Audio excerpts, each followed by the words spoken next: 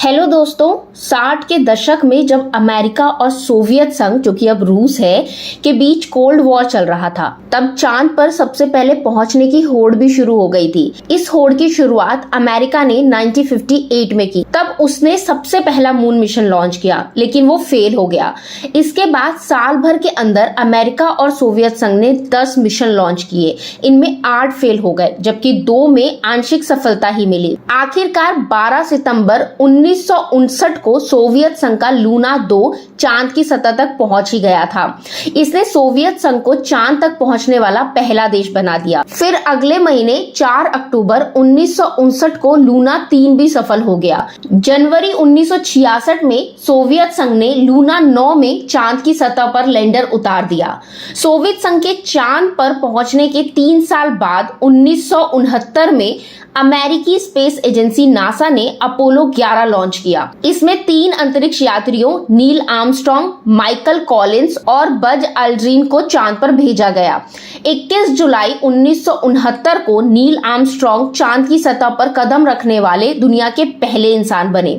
हालांकि इससे पहले ही अपोलो 9 और अपोलो 10 में अमेरिका ने अंतरिक्ष यात्रियों को चांद के पास तक भेज दिया था, लेकिन ये उतरे नहीं थे। इसके बाद साल 1972 तक अमेरिका ने 12 अंतरिक्ष यात्रियों को चांद पर भेजा। इसके बाद चांद पर इंसानों को भेजने की होड़ बंद हो गई। हालांकि चांद को खंगालने के लिए अमेरिका ने कई मिशन लॉन्च किए, लेकिन कुछ पास हुए तो कुछ फेल। साल 1976 में सोवियत संघ ने लूना 24 लॉन्च किया। 1991 में सोवियत संघ के टूटने के बाद 11 अगस्त 2023 को रूस ने पहला मून मिशन लूना 25 लॉन्च किया। लूना 25 चांद के दक्षिणी ध्रुव के पास लैंड करने वाला था, लेकिन वो क्रैश हो गया। लूना 25 के लिए रूस 2010 से तैयारी कर रहा था और भारत ने चंद्रयान 3 के लिए 2019 में तैयारियां शुरू कर दी थी। इतनी लंबी तैयारी के बावजूद लूना 25 क्रैश हो गया और चंद्रयान 3 ने दक्षिणी ध्रुव के पास सॉफ्ट लैंडिंग कर दी। इस हिसाब से देखा जाए तो भारत की स्पेस एजेंसी इसरो के तीनों मून मिशन सफल रहे हैं। इसरो अब तक चांद पर 3 बार मिशन भेज चुका है। साल 2008 में चंद्रयान 1 लॉन्च किया गया था। इसमें सिर्फ ऑर्बिटर था। उसने 312 दिन तक चांद का चक्कर लगाया था। ये दुनिया का पहला मून मिशन था जिसने चांद पर पानी की मौजूदगी का पता लगाया था। इस बार इसरो ने ऑर्बिटर के साथ साथ लैंडर और रोवर भेजा। इसका मकसद चांद के दक्षिणी ध्रुव के पास लैंडर उतारना था, लेकिन लैंडिंग के कुछ सेकंड पहले ही संपर्क टूट गया और हार्ड लैंडिंग हो गई। इस मिशन को ना तो पूरी तरह से फेल कहा जा सकता है और ना ही पूरी तरह से पास, क्योंकि ऑर्बिटर तो अपना काम कर ही रहा था। फिर 14 जुलाई 2023 को तीसरा मून मिशन चंद्रयान छोड़ा गया। इसमें ऑर्बिटर की बजाय प्रपल्शन मॉड्यूल लगाया गया। लैंडर और रोवर भी साथ है। लॉन्चिंग के 40 दिन बाद 23 अगस्त को चांद के दक्षिणी ध्रुव के पास चंद्रयान 3 के लैंडर ने सॉफ्ट लैंडिंग की। इसके साथ ही चांद के दक्षिणी ध्रुव के पास पहुंचने वाला भारत दुनिया का पहला देश बन गया। इन तीनों ही मिशन की लागत काफी कम थी। चंद्रयान 3 की लागत 615 करोड़ रुपए बताई जा रही है, जबकि रूस ने लूना 25 के लिए 1600 करोड़ से ज्यादा खर्च किए थे। अब बात करते हैं कि अंतरिक्ष में भारत कहाँ है। तो दोस्तों, पृथ्वी के बाहर की दुनिया देखने के लिए बरसों से तमाम देशों में होड़ सी मची हुई है। आजादी के बाद भारत ने भी अंतरिक्ष से जुड़े रहस्यों को जानने के लिए परमाणु ऊर्जा विभाग के तहत Indian national committee for space research नाम की यूनिट बनाई थी। इस यूनिट का गठन 16 फरवरी 1962 को किया गया था। अगले ही साल 1963 में इस यूनिट ने पहला रॉकेट लॉन्च कर दिया। इस यूनिट के गठन के 7.5 साल बाद 15 अगस्त 1969 को इंडियन स्पेस रिसर्च ऑर्गेनाइजेशन यानी इसरो की स्थापना हुई। इसरो की स्थापना के बाद 1975 में भारत ने अपना पहला उपग्रह आर्यभट्ट लॉन्च किया। फिर 1994 में PSLV को लॉन्च किया गया। साल 2013 में इसरो ने मंगल ग्रह से जुड़ी जानकारियां जुटाने के लिए मंगलयान छोड़ा।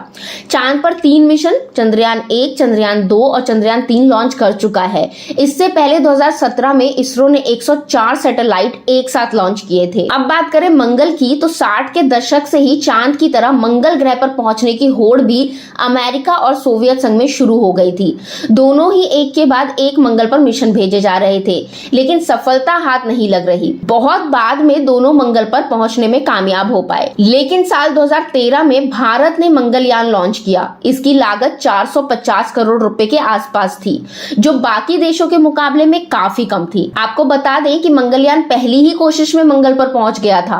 मंगलयान की कामयाबी के बाद ही इसरो ने मंगलयान 2 को लॉन्च करने की घोषणा कर दी थी। मंगलयान 2 को फ्रांस की मदद से लॉन्च किया जाएगा। इस मिशन में ऑर्बिटर के साथ साथ लैंडर और रोवर भी भेजे जाएंगे। अगले साल यानी 2024 में इसरो इस मंगलयान 2 को लॉन्च करने की तैयारी कर रहा है। आपको बता दें कि चंदा मामा पर तो भारत 3 बार पहुंच चुका है, लेकिन अब सूरज के पास तक पहुंचने की तैयारी भी हो रही है।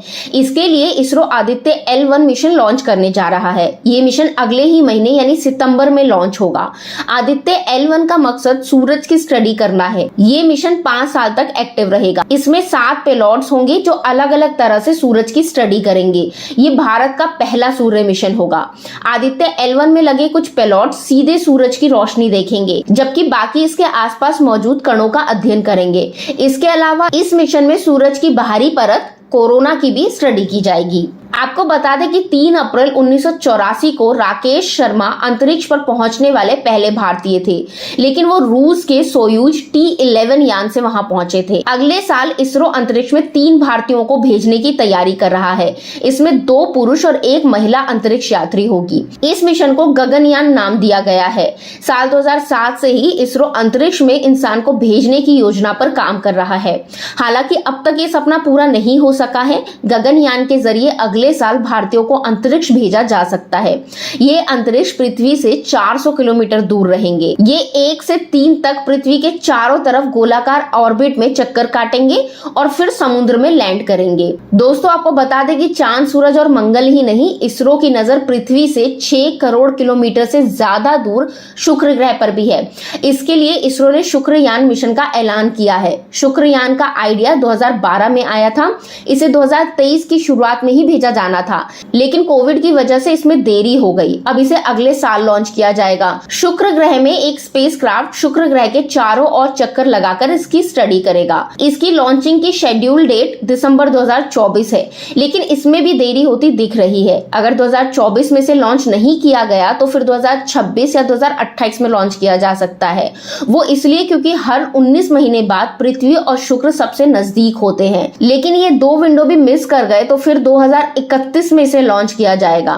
2031 में ही अमेरिका और यूरोपियन स्पेस एजेंसी ने भी शुक्र मिशन प्लान कर रखे हैं। इनके नाम वेरिटास और एनविजन हैं, लेकिन इनसे पहले भारत का शुक्रयान कामयाब हो जाता है तो ऐसा करने वाला भारत दुनिया का पहला देश बन जाएगा। आपको बता दें कि भारत की इसरो और अमेरिका की नासा मिलकर निसार मिशन भी लॉन्च कर रहे हैं। निसार यानी India US built synthetic aperture radar. Nisar की बदौलत दुनिया में आने वाली किसी भी प्राकृतिक आपदा का अंदाजा पहले ही लगाया जा सकता है। निसार धरती की निचली कक्षा में स्थापित किया जाएगा। ये हर 12 दिन में पूरी दुनिया का नक्शा बनाएगा। लगातार धरती के इकोसिस्टम, बर्फ की मात्रा, पेड़ पौधे, बायोमास, समुद्री जल स्तर, भूजल का स्तर, प्राकृतिक आपदाएं, भूकंप, सुनामी, ज्वालामुखी और भूस्खलन आदि पर नजर रखेगा। निसार में L और S dual band synthetic aperture radar लगा है, जो सार तकनीक के जरिए बेहद बड़े इलाके का हाई रेजोल्यूशन डेटा देखता है। इसमें इंटीग्रेटेड रडार इंस्ट्रूमेंट स्ट्रक्चर यानी कि ISRI भी लगा है। दोनों मिलकर एक ऑब्जर्वेटरी का काम करते हैं। तो दोस्तों, आज की वीडियो के लिए बस इतना ही। अगर आपको वीडियो पसंद आया हो तो वीडियो को लाइक करें, शेयर करें, अपनी राय हमें कमेंट के जरिए जरूर बताएं। साथ ही चैनल को सब्सक्राइब करना बिल्कुल भी ना भूलें। Thank you.